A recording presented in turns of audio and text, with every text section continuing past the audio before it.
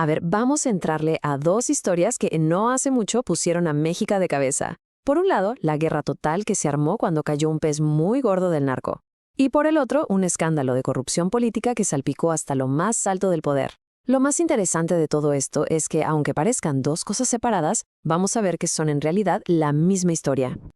Ok, ¿cómo le vamos a hacer? Primero, vamos a ver el desastre. Cómo la muerte de un solo tipo fue suficiente para prenderle fuego al país. Luego hay que entender bien quién era este personaje, ¿no? Y de dónde salió tanto poder. Después nos metemos a la otra guerra, la de los trajes y los portafolios, la de la política. Y ya al final vamos a juntar todas las piezas del rompecabezas para cachar qué es lo que podría pasar ahora. Bueno, vámonos a febrero de 2026. De un día para otro, México se convirtió en un verdadero infierno. La razón, cayó un solo hombre. Uno. La respuesta del cártel no se hizo esperar. Y fue brutal. En más de 20 estados los sicarios salieron a las calles como si fueran dueños. Y ojo, no eran simples balaceras, era una declaración de guerra en toda regla. Quemaron camiones, emboscaron a la policía, cerraron ciudades enteras. El mensaje era clarísimo. Aquí nosotros mandamos. 74. Esa fue la cifra de muertos nomás en las primeras horas. Y cuidado, porque no eran solo delincuentes o gente que pasaba por ahí. Entre esos 74 había 25 miembros de la Guardia Nacional. O sea, no fue un enfrentamiento, fue una masacre. Obviamente el gobierno tenía que responder. Y lo hizo con fuerza. De la noche a la mañana, casi 10,000 soldados inundaron las calles. La misión era una: apagar el incendio como fuera y dejar claro quién tiene el control del país. O por lo menos, intentarlo. A ver, la pregunta es obligada. ¿Quién diablos será este tipo para que su muerte provocara semejante desmadre? O sea, ¿qué tan poderoso hay que ser para poner a temblar a todo un país? Su nombre era Nemesio Ceguera Cervantes, pero todo el mundo lo conocía como El Mencho. Y su historia, la neta, es de no creerse. Pasó de ser un policía de pueblo a convertirse en el criminal más buscado de México y de Estados Unidos. Un ascenso rapidísimo y sobre todo muy, muy violento. Pero que no nos engañe el apodo de narco. El Mencho no era jefe de una pandillita. No, el cártel Jalisco Nueva Generación, su creación, es prácticamente un ejército. Usan vehículos blindados, drones, armas de uso exclusivo militar. Son, sin exagerar, una de las organizaciones criminales más poderosas y peligrosas del planeta. Y su principal negocio es un veneno que está causando estragos, el fentanilo. Esta droga sintética está matando a miles y miles, especialmente en Estados Unidos. Y el CJNG es quien ha inundado el mercado, creando una crisis de salud pública de la que nadie sabe bien cómo salir. Para que nos demos una idea del tamaño del personaje, el gobierno de Estados Unidos ofrecía $15 millones. 15 millones por información que ayudara a capturarlo. O sea, no era un narco cualquiera. Era un objetivo prioritario a nivel mundial.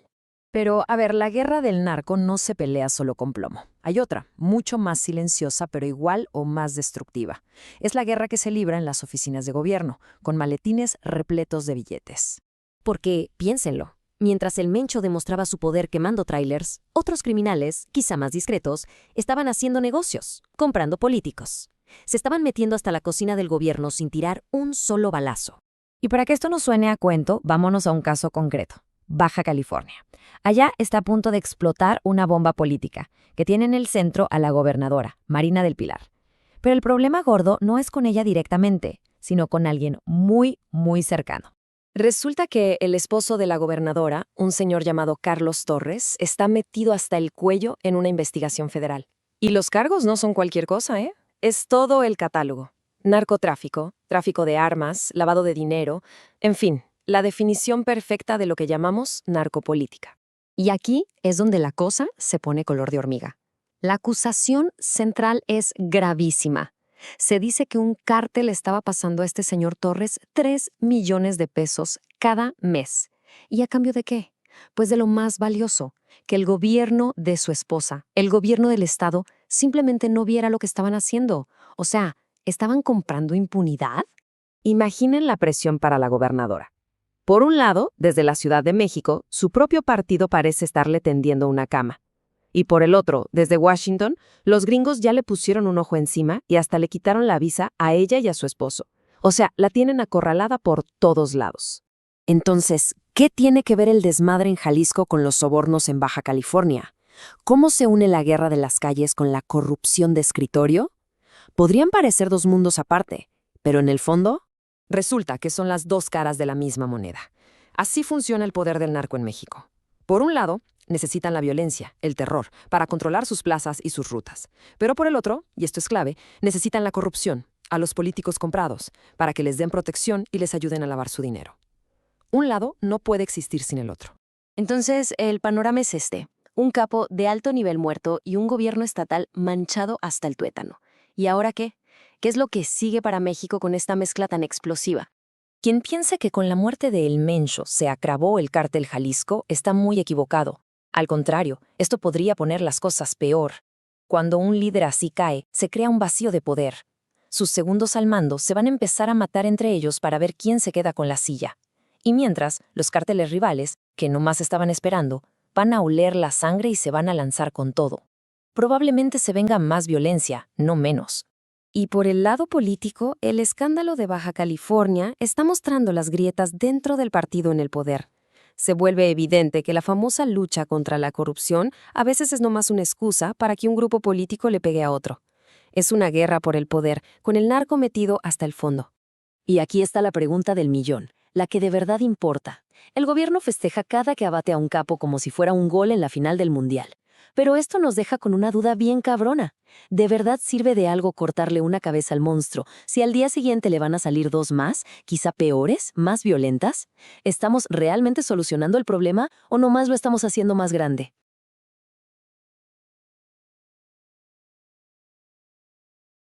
Aquí tienen su resumen al grano sobre el caos desatado en nuestro país tras la muerte del líder del cártel de Jalisco Nueva Generación. Miren, con mis años de experiencia les digo que la eliminación de este capo verdaderamente ha incendiado las calles, demostrando el nivel de poder del narcotráfico frente al Estado y poniendo en jaque eventos de talla internacional. Así que escúchenme con mucha atención porque les voy a desglosar los hechos al detalle. Y de pasadita, suscríbanse al canal, comenten y compartan este video. Primero, sin rodeos, las fuerzas especiales abatieron a Nemesio Oseguera Cervantes, alias El Mencho, la mera cabeza del CJNG. Era un objetivo prioritario, vaya, ofrecían $15 millones de recompensa nomás por su control sobre el fentanilo y otras drogas. Segundo, la venganza fue una ola de terror. Los datos duros son escalofriantes, fíjense, van 74 muertos, incluyendo a 25 elementos de la Guardia Nacional. Literalmente paralizaron estados enteros como Jalisco con bloqueos de carreteras, quema de vehículos y un pánico absoluto en zonas turísticas internacionales como Puerto Vallarta y Guadalajara. Finalmente, el impacto internacional. O sea, imagínense el terror de los turistas atrapados en aeropuertos, y todo esto a solo 3 meses de la Copa del Mundo 2026.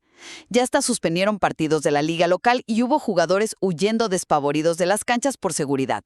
En fin, la caída de este líder criminal nos deja sumidos en una crisis de seguridad histórica que paraliza al país frente a los ojos del mundo entero.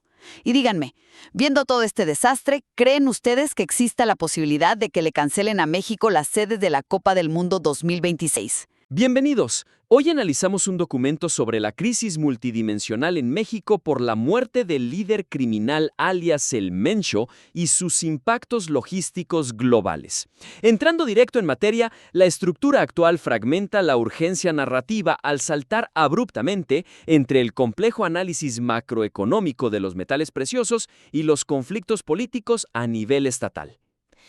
Fíjate que sí, y te lo digo con los años que llevo analizando este tipo de reportes de inteligencia. La debilidad fundamental aquí es que el documento presenta una desconexión bastante severa en su flujo. O sea, te trata el mercado global de la plata, luego te avienta la investigación política en Baja California y después regresa a los enfrentamientos armados como si fueran silos independientes. Sí, como si no tuvieran nada que ver entre ellos. Conductor, yo que soy un analista que se fija muchísimo en el detalle, te digo que es dificilísimo para el lector comprender cómo el caos armado en Jalisco termina congelando un mercado financiero a miles de kilómetros. Te da una especie de latigazo cognitivo. En un párrafo estás en un tiroteo y de tajo te vas a los mercados de Chicago. La sugerencia para arreglar esto sería reorganizar la narrativa utilizando un modelo de onda expansiva. Me parece una estructura brillante. Estableciendo primero el epicentro de la crisis de seguridad y luego ramificando el análisis hacia sus consecuencias colaterales. Y para darte ejemplos concretos de cómo hacer esto, porque me gusta explicar las cosas con mucho detalle, el autor debería arrancar directamente en la zona cero, o sea, con el operativo militar en Tapalpa, en Jalisco. Describiendo el caos inmediato, digamos. Haz de cuenta, tienes que ilustrar la muerte del líder, la movilización de esos 9.500 elementos de seguridad, los vehículos incendiados y las 74 muertes. Fijas el epicentro. Y ya a partir de esa inestabilidad, haces la transición lógica hacia el mercado de la plata. Ah, claro. Ahí explicas cómo el cierre del espacio aéreo en el mayor productor mundial de plata justifica la anomalía en el mercado COMEX. Exacto. Y la prima de $50 en el token Pax Gold antes de que abra el mercado. Y para la parte política, utilizas el caso de Baja California, o sea, esta investigación contra Carlos Torres y la gobernadora Marina del Pilar por nexos con los rusos. Pero no como un tema aislado. Cero aislado. Lo metes como un estudio de caso concreto que demuestra por qué las instituciones estatales son vulnerables a este vacío de poder que se generó en el epicentro. Así conectas la onda expansiva con un rigor absoluto, caray. Te cambia la lectura por completo, totalmente de acuerdo. Pasando al segundo punto crítico, el análisis subestima el enorme impacto internacional de esta crisis al no profundizar en las repercusiones inminentes para la logística y seguridad de la Copa del Mundo de 2026. Uy, muchacho, ahí sí me vas a disculpar, pero la debilidad es enorme. Con la experiencia que tengo evaluando riesgos geopolíticos, te digo que tratar esta información como un detalle secundario es dejar ir una oportunidad de oro. Porque el texto menciona medio de pasada que los turistas se esconden y ya. Pues sí, dice que se cancelaron partidos locales en Guadalajara y Puerto Vallarta, pero lo diluye. Se pierde por completo la relevancia internacional, el famoso y a mí qué me importa. Si no lo anclas en un evento de interés masivo global, el lector extranjero no conecta. Entonces, la sugerencia directa aquí es elevar la amenaza al Mundial de 2026 como un gancho narrativo central para ilustrar lo que está en juego a nivel internacional frente al poder del crimen organizado. Totalmente. Y mira, te voy a dar ejemplos concretos para que el autor los aplique paso a paso. Yo crearía una sección completita dedicada a contrastar la imagen idílica de las sedes mundialistas con las descripciones actuales de zonas de guerra. Con datos duros logísticos, ¿no? Exactamente. Detallando con un escrutinio muy exhaustivo cómo el cierre de aeropuertos y la cancelación de vuelos de aerolíneas como Air Canada o American Airlines impactaría la operación de un mundial. Imagínate la logística. Y profundizar en la vulnerabilidad de los aficionados extranjeros también. Ese es otro ejemplo vital. Utilizando la analogía del estado de pánico de los turistas actuales en Puerto Vallarta y los jugadores huyendo de los estadios, cuestionas la viabilidad del evento en los próximos 3 meses. Y ahí es donde entra la geopolítica pesada, vinculando esta preocupación con las advertencias de viaje. Claro, las que emitieron Estados Unidos y el Reino Unido. Con eso elevas el problema de un simple asunto interno mexicano a una crisis de seguridad global. Le das una atracción impresionante, fíjate. Es un encuadre súper necesario. Ahora, moviéndonos al tercer gran tema del documento. El desglose analítico del sofisticado modelo de negocio tipo franquicia del cártel pierde impacto al quedar sepultado bajo la cronología operativa y el inventario de armas incautadas. Ay, mira, esta debilidad me dio hasta coraje cuando la leí, porque el autor tiene una cabeza brillante para hacer esta comparación sumamente original.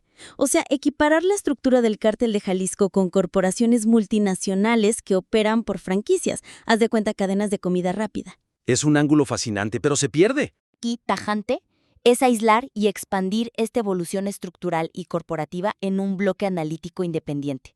Esto es crucial para enfatizar por qué la muerte de la cúpula, el CEO, deja un vacío descentralizado tan peligroso.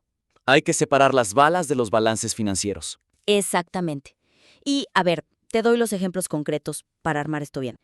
El autor debería agrupar toda la información financiera y operativa en una sección nueva titulada, la anatomía corporativa del cártel.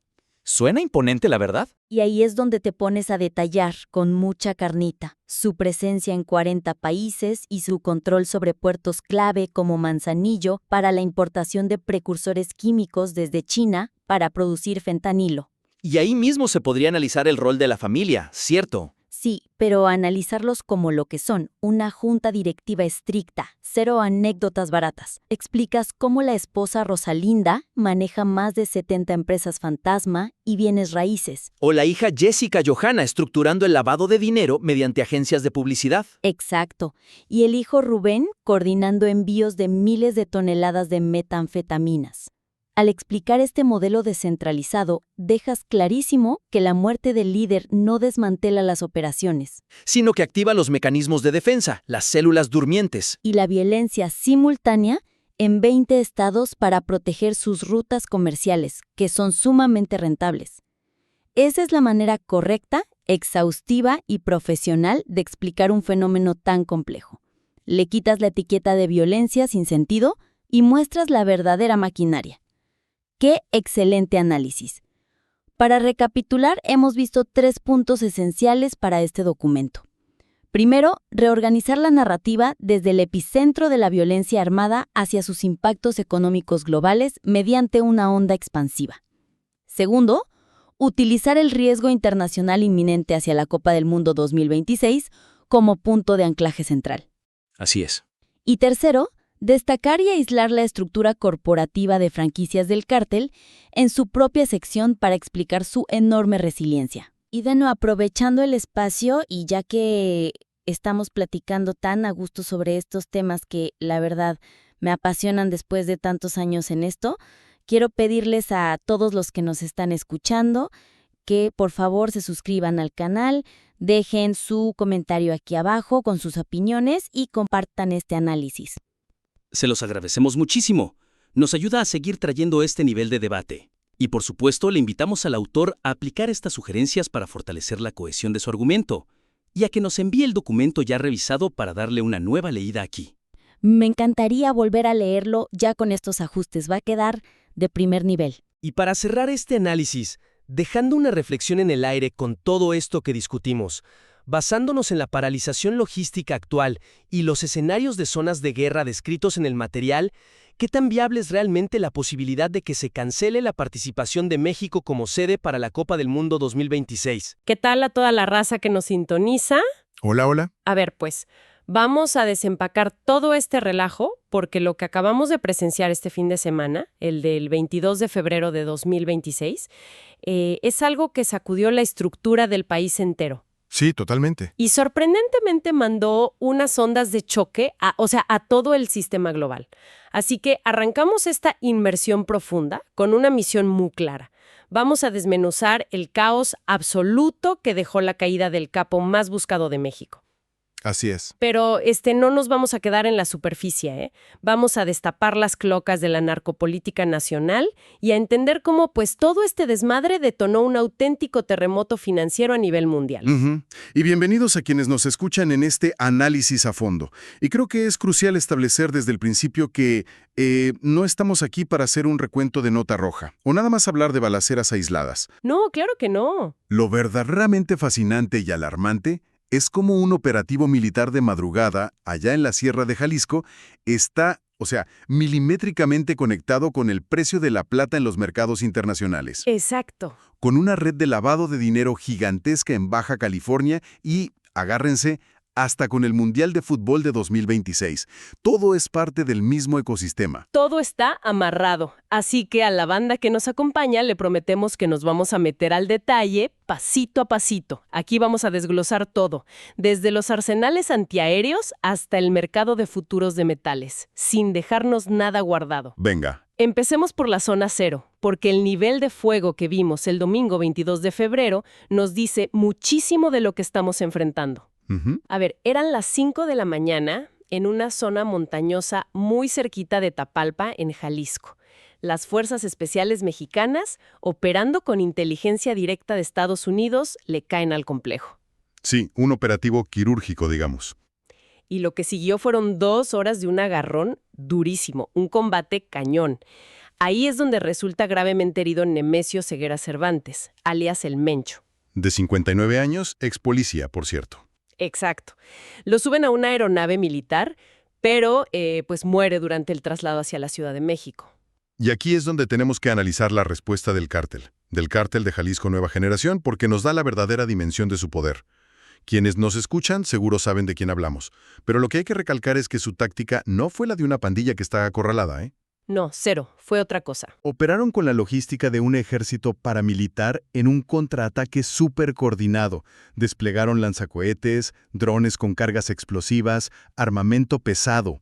Es el mismo nivel de capacidad bélica que ya les había permitido derribar un helicóptero militar allá en 2015, pero ahora a una escala nacional. Sí, y las cifras de ese contraataque están verdaderamente escalofriantes. Estamos hablando de 74 muertos en total durante todo este caos. Pero ojo al desglose, porque esto incluye a 25 elementos de la Guardia Nacional y 30 sicarios. Híjole. Para intentar controlar este relajo, el gobierno tuvo que desplegar a 9.500 militares en total en la región. 9.500. Sí, metiendo a 2.500 efectivos adicionales de golpe tan solo el lunes. Y esa movilización militar masiva fue necesaria porque la estrategia del cártel fue, literal, paralizar la infraestructura civil. Vimos narcobloqueos simultáneos en más de 20 estados de la República. En 20 estados, es que está cañón. Sí, no solo incendiaron vehículos para tapar carreteras, atacaron estratégicamente negocios y quemaron 20 sucursales bancarias. Hubo 25 detenidos en total. Y fíjate qué interesante notar la descomposición social que esto genera. 11 fueron detenidos por actos de violencia directa vinculada al cártel. Ajá. Pero 14 fueron por actos de rapiña oportunista. La gente aprovechando el caos. Claro, el río revuelto. Las autoridades tuvieron que cancelar clases, el transporte público se paralizó por completo y se emitieron alertas que, en la práctica, operaban como toques de queda no oficiales. Hay que detenernos un segundito a pensar en el contraste tan brutal que se vivió en las calles, especialmente en las zonas turísticas. Imagínense el escenario en Puerto Vallarta. Uf, sí. Un lugar al que la gente va a relajarse, convertido en zona de guerra. Había videos de turistas en traje de baño, aterrorizados, escondiéndose en las albercas de los resorts de lujo, mientras los helicópteros artillados volaban a ras de los hoteles. Una locura de imágenes. Obviamente las aerolíneas entraron en pánico. Air Canada, American Airlines, United cancelaron sus vuelos de inmediato. Y esto nos lleva a un punto crítico. A ver. Estamos a escasos 3 meses de que arranque el Mundial, el 11 de junio de 2026. Y ese es un factor geopolítico y económico tremendo. Guadalajara es ciudad sede para 13 de los partidos que se van a jugar en México. La inestabilidad llegó a tal grado que este fin de semana se suspendieron partidos de la Liga MX. Sí. E incluso vimos imágenes de jugadores huyendo de las canchas por amenazas de seguridad. La FIFA está monitoreando esta crisis hora por hora, porque, la neta, no puedes garantizar un evento global de esa magnitud si no controlas el territorio. Con toda esta demostración de fuerza, desde paralizar un estado hasta amenazar un mundial, la pregunta obligada es, ¿cómo es que tienen tanta lana y tanta capacidad de fuego? Mira, si lo analizamos desde una perspectiva corporativa, el cártel de Jalisco Nueva Generación funciona como una gigantesca franquicia criminal transnacional. Es como el McDonald's del crimen. Tienen presencia operativa en 40 países y controlan territorios en 23 de los 31 estados de México. 23 estados. Sus líneas de negocio están hiperdiversificadas. Por ejemplo, el control absoluto que ejercen sobre el puerto de Manzanillo les permite importar precursores químicos masivos desde China. Esto alimenta su dominio en el tráfico de fentanilo, una sustancia que el gobierno de Estados Unidos ya clasifica extraoficialmente al nivel de un arma de destrucción masiva. ¡Qué fuerte! A eso súmale el robo de hidrocarburos, el tráfico de personas, el contrabando de armas. Tienen un portafolio completo. Es una multinacional literal. Pero, a ver, lo que me vuela la cabeza es como la caída de un solo hombre desata todo esto. O sea, ya estaban vulnerables. Totalmente. Lo fascinante aquí es que la estructura financiera, la verdadera columna vertebral del cártel, ya estaba fracturada. Las finanzas las manejaba el círculo familiar más íntimo del Mencho. Y ese círculo ya había sido desmantelado sistemáticamente. A ver, cuéntanos de eso. Su esposa Rosalinda fue condenada a 5 años de cárcel en 2023. Su hijo, conocido como el Menchito, recibió cadena perpetua en Estados Unidos apenas en 2025. Y su hija, Jessica, cumplió 30 meses de cárcel tras ser sentenciada en 2021 por una red de lavado de dinero a través de empresas de eventos. Los fueron cercando a todos. Sí, esta asfixia financiera, sumada a la recompensa de $15 millones que ofrecía Washington por la cabeza del líder, creó la tormenta perfecta para que la estructura dependiera casi exclusivamente de la figura de poder de su fundador. Ya veo. Al caer él, la reacción no fue estratégica, fue de pánico total y una demostración de fuerza bruta. Ahora, esa impunidad con la que operan para quemar bancos y cerrar carreteras nos lleva a un problema aún más profundo, porque un grupo criminal no crece a este nivel de franquicia multinacional solo a punta de balazos, ¿verdad? Necesitan que alguien les abra la puerta, que alguien mire para otro lado. Así es. Y aquí es donde esta plática se pone, la neta, verdaderamente oscura. Entremos al tema de la corrupción y la narcopolítica. Es el paso lógico en el análisis. La impunidad no es la ausencia del Estado a este nivel, es la complicidad activa del Estado. Y el escándalo que acaba de estallar en Baja California es la radiografía perfecta de esta relación. Platícanos. Hay una investigación profundísima coordinada entre autoridades en Washington y la Fiscalía General de la República en México. Los reflectores apuntan directo a Carlos Torres Torres, el esposo o exesposo de la actual gobernadora de Baja California, Marina del Pilar. Y los cargos que le están imputando no son cualquier cosa. Estamos hablando de investigaciones formales por tráfico de armas, tráfico de drogas, lavado de dinero y delincuencia organizada. Y los detalles de cómo operaban, están cañones. La investigación señala que Carlos Torres presuntamente recibía una cuota de 3 millones de pesos mensuales de una facción criminal conocida como el Cártel de los Rusos. 3 millones al mes. Sí, esto era el pago de piso para dejarlos operar a sus anchas en todo el estado, sin que la policía estatal los molestara. Y la bronca llegó a tal nivel que el 10 de mayo de 2025, el Departamento de Estado de Estados Unidos les retiró las visas tanto a él como a la gobernadora. Que el gobierno estadounidense le retire la visa a la gobernadora de un estado fronterizo clave es un mensaje diplomático devastador. Pero lo que revela el modus operandi de Torres es cómo el crimen organizado se fusiona con la maquinaria burocrática. No solo agarraban lana en efectivo, utilizaban las instituciones públicas para justificar el lavado. Las investigaciones detallan cómo Carlos Torres se apoderó de propiedades y negocios en el centro histórico de Mexicali. Y a ver, la forma en que movieron los hilos para sacarle provecho a esos negocios es de un descaro tremendo. Literalmente movieron las oficinas del registro civil de su ubicación tradicional a un edificio en esa zona del centro histórico. ¿Solo para eso? Sí, ¿para qué? Solo para inyectarle flujo de gente a sus negocios y de paso justificar el pago de unas rentas absurdamente caras e innecesarias a sus cuates, sacando $500,000 mensuales directamente del erario. Ese nivel de cinismo institucional es lo que genera fracturas sociales enormes. No por nada vimos a la población de Mexicali organizar una protesta masiva, irónicamente en forma de una carne asada gigante, exigiendo respuestas a la gobernadora. Claro, muy al estilo del norte. Y la podredumbre salpica a todo el círculo cercano. Recordemos el caso de una diputada local, muy cercana a la mandataria, que fue sorprendida intentando cruzar $800,000 en efectivo hacia Estados Unidos. Sin poder comprobar de dónde salió esa lana. Exacto. Claro. Y políticamente, esto es un terremoto para el partido en el poder. Se sabe que ha habido reuniones de crisis pesadísimas entre Marina del Pilar y Mario Delgado, el líder de Morena y su padrino político. Además, la relación con la presidenta Claudia Sheinbaum está súper tensa. Sí. Sobre todo porque en la época de las candidaturas, la gobernadora y Carlos Torres se la jugaron apoyando a Adán Augusto López, no a Sheinbaum. Así que el cobijo político de arriba está por lo menos condicionado. Si conectamos esto con el panorama general, lo que estamos viendo es cómo la presión combinada de la justicia estadounidense y los escándalos locales fuerzan un quiebre en las élites del poder estatal. E incluso, estas crisis políticas generan fenómenos sociales totalmente inesperados. Híjole, sí. Como el caso de Gustavo McAlpin.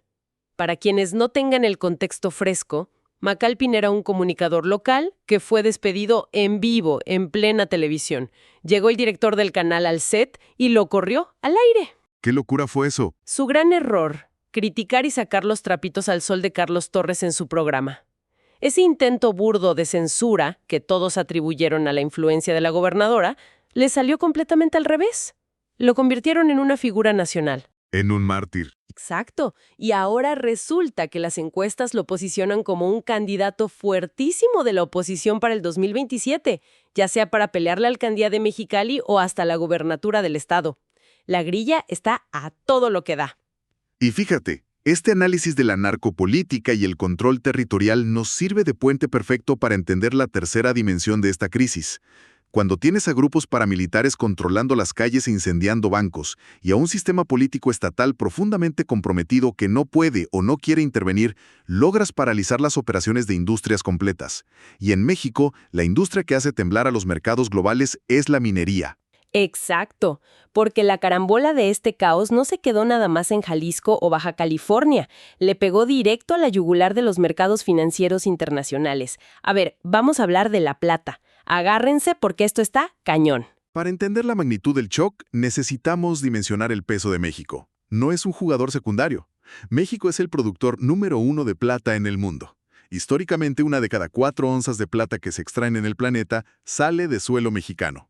1 de cada 4. Entonces, cuando el espacio aéreo se cierra por seguridad, las carreteras principales están bloqueadas por retenes de sicarios y hay un estado de sitio no oficial, tienes un riesgo inminente de colapso en la cadena de suministro logístico. Y esto causó un cortocircuito brutal en el mercado. Comex. Pero a ver, pausa ahí. Para quienes no operamos en la bolsa todos los días, necesitamos desmenuzar esto. Los números que salieron son una locura. Dicen que el interés abierto para los contratos de febrero llegó a 436,000 onzas. Así es. Estamos hablando de 13.5 toneladas de plata, que es como 24 veces el promedio normal. Y un volumen para manejar eso fue de apenas 134 contratos. ¿Qué significa exactamente esto? ¿Qué es un contrato de papel y por qué dicen que los vendedores en corto se quedaron atrapados? Es una excelente pregunta para aterrizar el concepto a nuestra audiencia. Imagina el mercado Comex como un casino donde la gente hace apuestas sobre cuál será el precio de la plata en el futuro. Los vendedores en corto son inversionistas que apuestan a que el precio va a bajar. Ajá. Para hacer esta apuesta, venden contratos de papel prometiendo entregar plata en una fecha futura, aunque en ese momento no tengan la plata física en las manos. Asumen que cuando llegue la fecha podrán comprarla barata y entregarla. O sea, venden algo que no tienen esperando que todo siga normal. Exactamente. El problema estalla cuando, de repente, hay un evento como el de este fin de semana en México. La cadena de suministro físico se congela. De pronto, la plata real, los lingotes físicos, escasean brutalmente. Los inversionistas que compraron esos contratos de papel entran en pánico y exigen la entrega física de su metal, no solo el valor monetario. ¡Claro! Y los vendedores en corto se dan cuenta de que no hay suficiente plata disponible para comprar y entregar. Están atrapados. Tienen una obligación legal de entregar 13.5 toneladas de plata, pero la logística en el principal país productor está paralizada. ¡Qué locura! Y el precio de papel que veíamos en las pantallas andaba por ahí de los $84, pero me imagino que eso no reflejaba la desesperación real de conseguir el metal físico. Para nada. El precio de papel de $84 estaba completamente desconectado de la realidad del suministro físico. Es una anomalía estadística histórica. En situaciones de estrés estructural tan grave, los mecanismos normales del mercado colapsan. ¿Y ahí qué pasa? Lo que suele pasar es que los grandes bancos, los llamados bancos de lingotes que respaldan el mercado, tienen que intervenir desesperadamente. Podrían verse forzados a emitir avisos de entrega para salvar a estos vendedores o forzar liquidaciones en efectivo para evitar un incumplimiento masivo. Y hay que recordar a quienes nos escuchan que esto de las manipulaciones en metales no es ciencia ficción. No, para nada. En septiembre de 2020, JP Morgan tuvo que pagar una multa de $920 millones al gobierno estadounidense por manipular precisamente los futuros de metales preciosos. $920 millones de multa. Para que vean que no son inventos. Y mientras la plata estaba colapsando, el oro tampoco se quedó quieto. El domingo por la noche, antes de que abrieran las bolsas occidentales, la gente empezó a buscar refugios. Y un token de criptomoneda que está respaldado por oro físico, llamado Pax Gold, ya mostraba una prima de $50 por encima del precio del viernes. que había cerrado en $3,298. Y esa prima de $50 en el Pax Gold es un indicador temprano de pánico. Los inversores, al ver las noticias de México durante el fin de semana, corrieron a proteger su capital. A esto agrégale un factor técnico vital. El mercado de Shanghái, que es el mercado de metales físicos más grande del mundo, estuvo cerrado por feriado el lunes y no reabría hasta el martes. O sea, tenías a todo el mundo queriendo comprar en un mercado donde faltaba el jugador principal. Exacto. Operar en un entorno de tan baja liquidez actúa como un amplificador. Cualquier movimiento motivado por el pánico hace que los precios brinquen de manera mucho más violenta. Pero, a ver, todo este pánico por el oro y la plata y este miedo a tener dólares, ¿de dónde viene esta urgencia de salirse del dinero tradicional? Viene de un cambio en la arquitectura monetaria mundial. Lo que detonó en Jalisco fue solo el catalizador. Según datos del Fondo Monetario Internacional, la cuota del dólar estadounidense en las reservas mundiales de divisas está en su nivel más bajo en 32 años. Y por primera vez desde los años 90, las tenencias de oro de los bancos centrales han superado los bonos del Tesoro de EU. Están cambiando los papeles por lingotes reales. Definitivamente, y el origen fue en 2022. Cuando Estados Unidos incautó las reservas de Rusia, el resto del mundo entendió que el dólar puede ser usado como arma.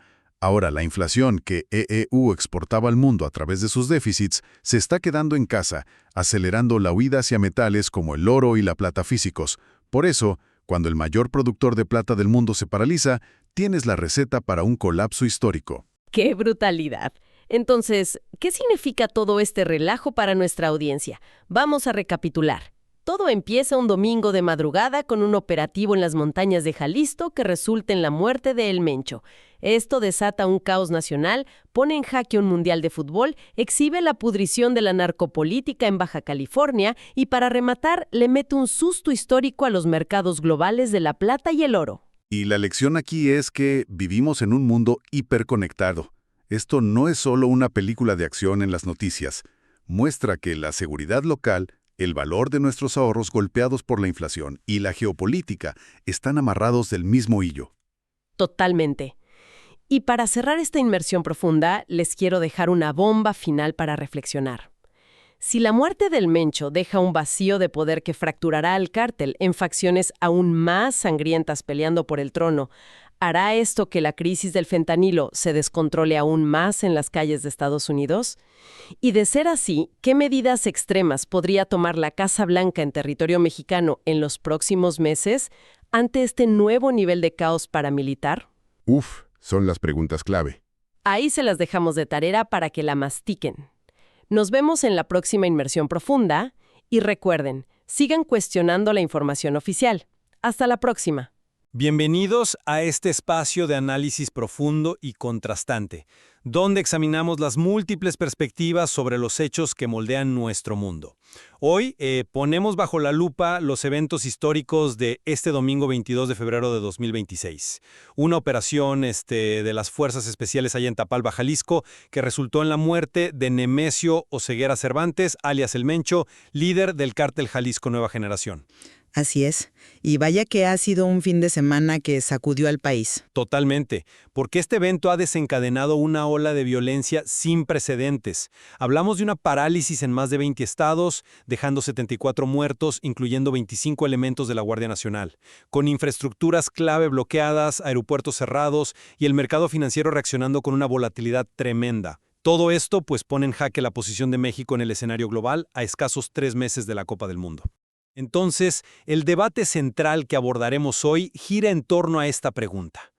¿Representa la caída de este líder criminal y la consecuente parálisis social y de mercados un colapso sistémico del Estado mexicano frente a la narcopolítica?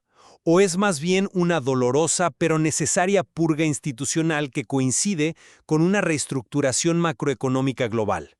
Yo argumentaré con los datos en mano que esta violencia desatada y la profunda infiltración política demuestran una falla estructural del Estado.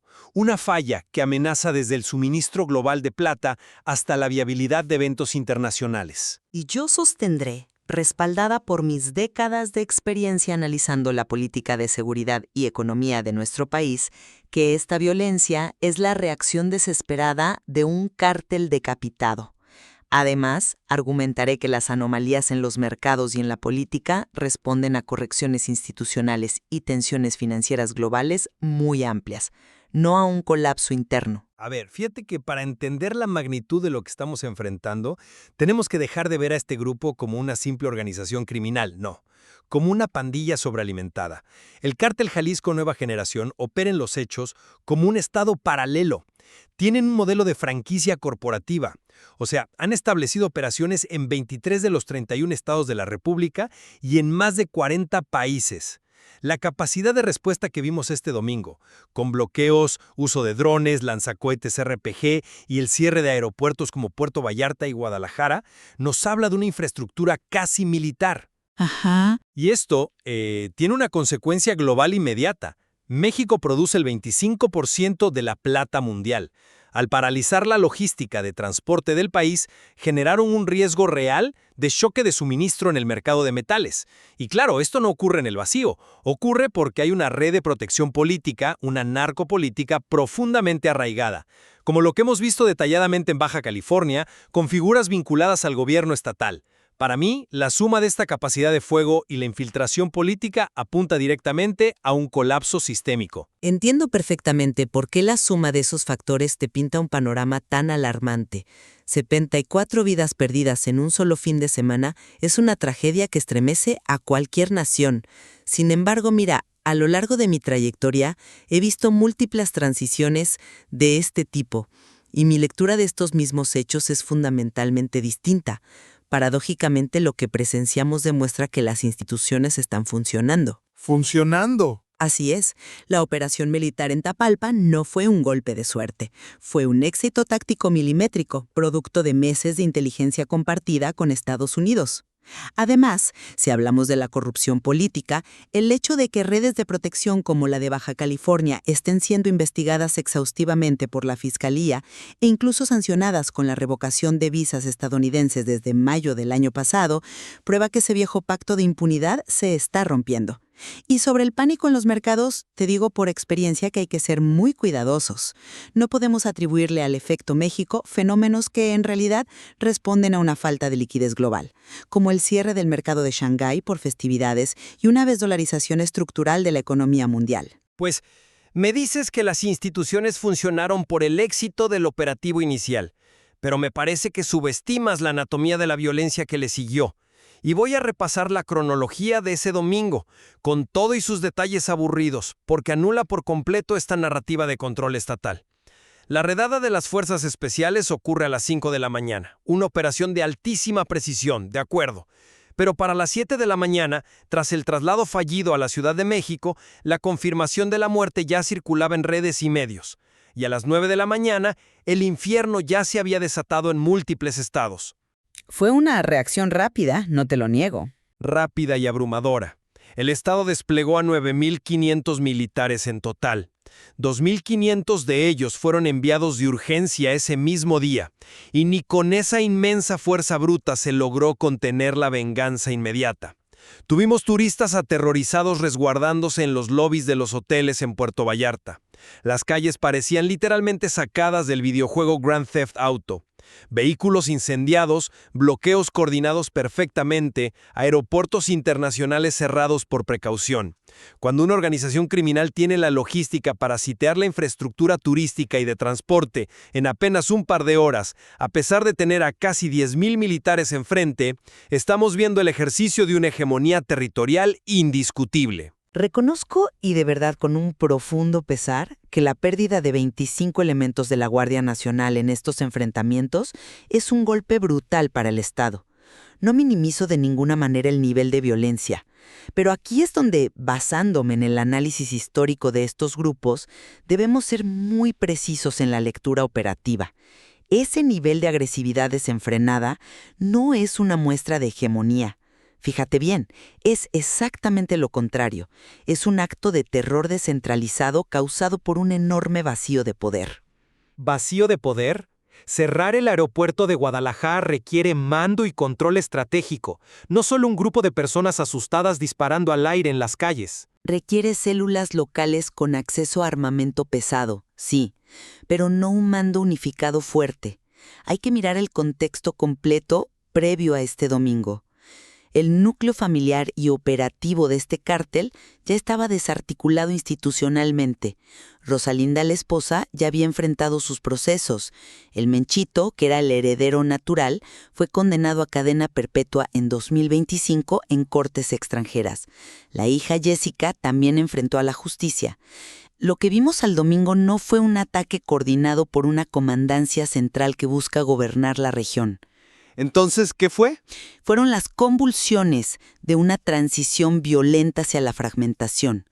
Las distintas células, al verse de repente sin su líder supremo, reaccionan con demostraciones de fuerza bruta pura, porque saben perfectamente que los cárteles rivales van a intentar absorberlos en las próximas semanas.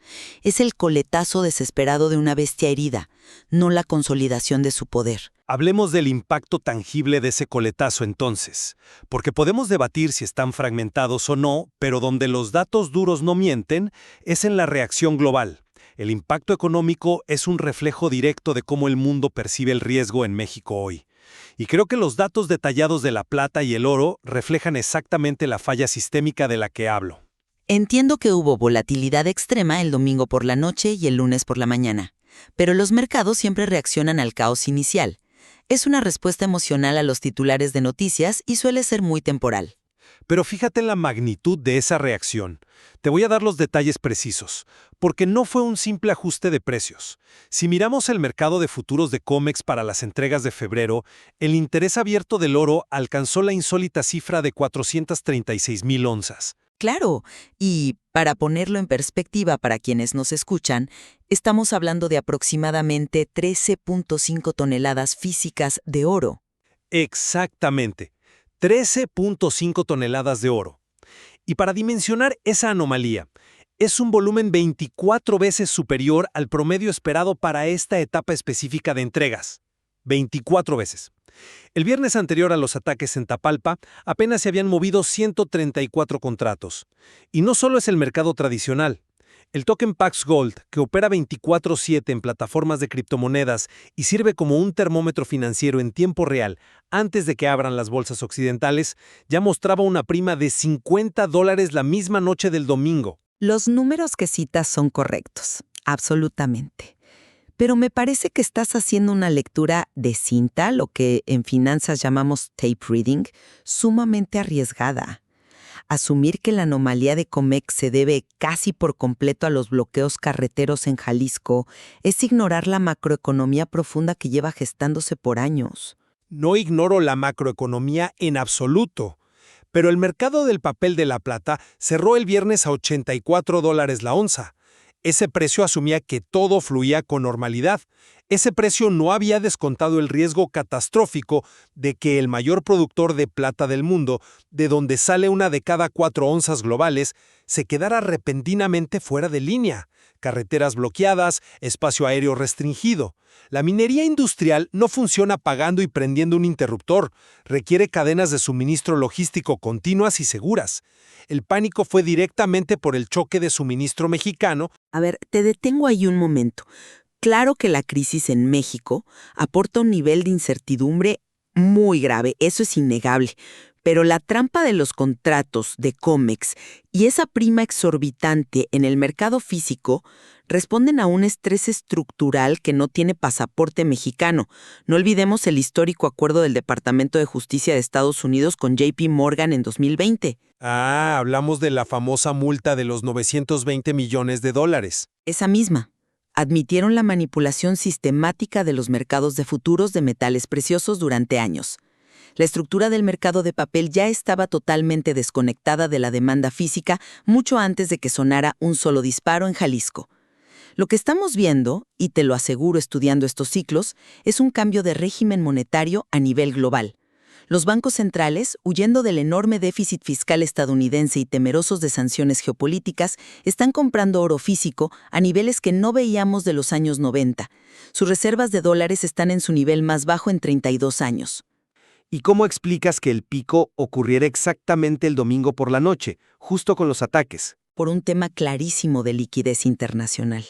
Este repunte del domingo ocurrió en un entorno financiero extremadamente frágil, porque el mercado físico más grande del mundo, el de Shanghái, estaba cerrado por festividades y no abría hasta el martes.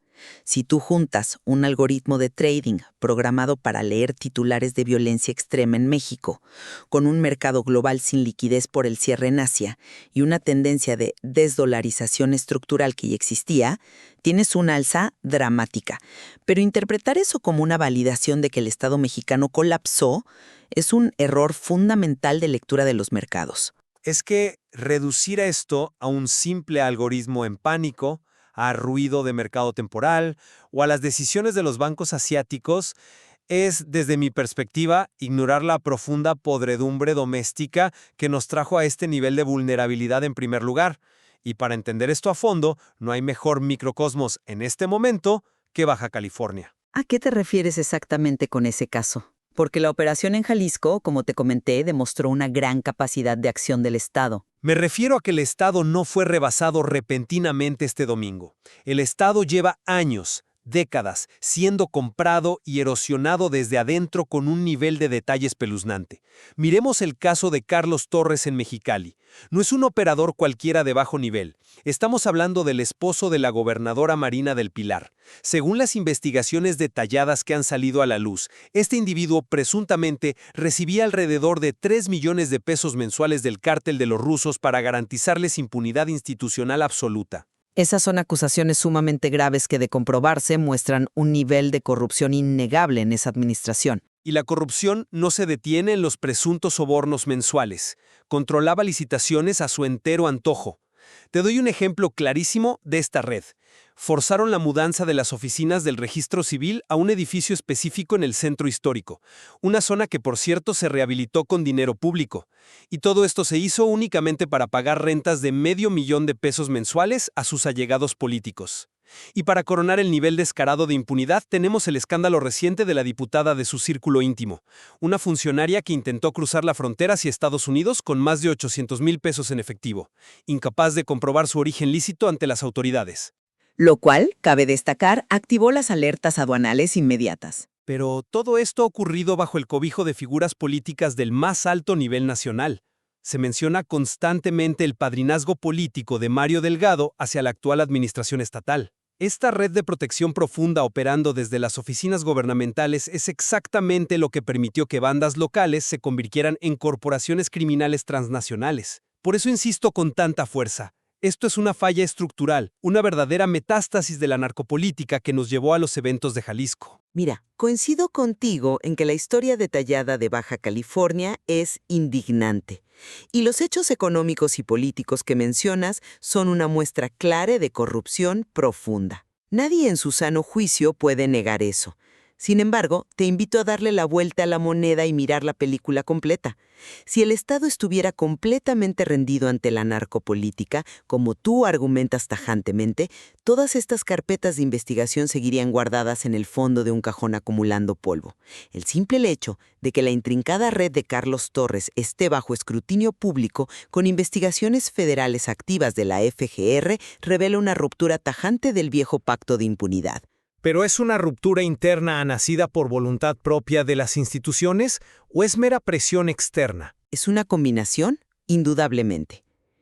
Pero la presión externa ha sido clave, y eso demuestra que los contrapesos institucionales binacionales están operando. El Departamento de Estado de Estados Unidos le revocó las visas a Torres de manera contundente el 10 de mayo del año pasado. Nuestras instituciones, aunque trabajan bajo inmensa presión, están forzando una limpieza. Y fíjate en las dinámicas sociales que esto ha desatado localmente. Supongo que te refieres al descontento social en Mexicali. Exactamente. La sociedad civil está despertando y ya no guarda silencio. Vimos asados masivos de protesta en las calles. Y mira el emblemático caso del comunicador Gustavo Macalpín, un periodista que fue despedido groseramente en plena transmisión en vivo por órdenes directas, justo tras criticar a la administración estatal. Hoy Ese mismo comunicador lidera las encuestas de preferencia de manera contundente para las elecciones estatales de 2027. La exposición mediática constante, las investigaciones binacionales detalladas y el hartazgo ciudadano nos demuestran que no estamos ante la consolidación eterna de la narcopolítica. Estamos más bien ante la corrección sumamente dolorosa de estas anomalías.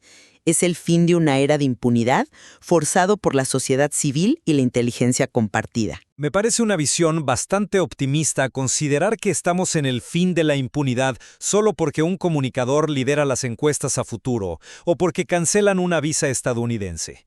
Pero si ponemos todas las piezas del tablero juntas, el despliegue táctico del crimen organizado capaz de cerrar aeropuertos internacionales, la infiltración profundo en los más altos niveles de los gobiernos estatales y la enorme vulnerabilidad logística que esto genera en mercados clave como el de la plata, el panorama resultante no es de corrección institucional, es un escenario de inestabilidad sistémica aguda.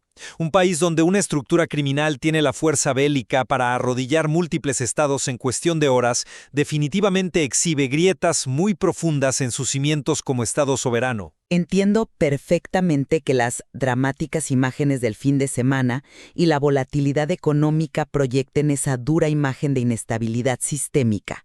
Sin embargo, elevando un poco la mirada para ver el ciclo histórico completo, creo firmemente que estamos presenciando el cruento proceso de desmantelamiento de un gigante criminal. La fragmentación de estos grupos siempre viene acompañada de este tipo de violencia reaccionaria. Simultáneamente, el estricto escrutinio sobre figuras políticas demuestra que los engranajes de la justicia, tanto binacionales como internos, han comenzado a moverse. Y en el complejo frente financiero, los mercados globales están ajustándose mucho más a una reorganización monetaria histórica y a una preexistente falta de liquidez en Asia que a los trágicos eventos logísticos en México. Creo que, a pesar de nuestras marcadas diferencias en el diagnóstico final, hay un punto de convergencia innegable entre ambos. Las complejas redes de intereses financieros, la geopolítica internacional y el crimen organizado están hoy inextricablemente entrelazados en la realidad diaria de nuestro país. Lo que suceda en estas próximas semanas será absolutamente crítico. Una vez que reabran por completo los mercados asiáticos y se asiente el polvo de este masivo despliegue militar, por fin podremos medir el verdadero impacto a largo plazo de los históricos eventos de este domingo. Estoy totalmente de acuerdo contigo. La profunda interconexión de estos factores es indudable y continuará dando muchísimo de qué hablar. Y bueno, nuestra apreciable audiencia, si este intercambio detallado de perspectivas, basado en la larga experiencia profesional, les ha resultado valioso para analizar la tremenda complejidad de nuestro entorno, les hacemos una atenta invitación. Suscríbanse a nuestro canal. Por favor, dejen sus opiniones en la sección de comentarios aquí abajo y compartan este contenido. Ayúdenos a publicarlo y difundirlo con quienes buscan ir más allá de la nota roja tradicional. Y para cerrar nuestra transmisión de hoy, queremos dejarles una pregunta abierta que inevitablemente surge tras este exhaustivo análisis. Viendo las terribles imágenes de bloqueos carreteros y aeropuertos cerrados, con las infraestructuras críticas paralizadas por el combate y recordando que estamos a solo 3 meses del pitazo inicial el 11 de junio de 2026, la pregunta ¿es el momento de considerar seriamente la posibilidad de que se le cancele a México su estatus como sede de la Copa del Mundo? Es una pregunta muy fuerte. Los leemos atentamente en los comentarios. Muchísimas gracias por acompañarnos y hasta la próxima.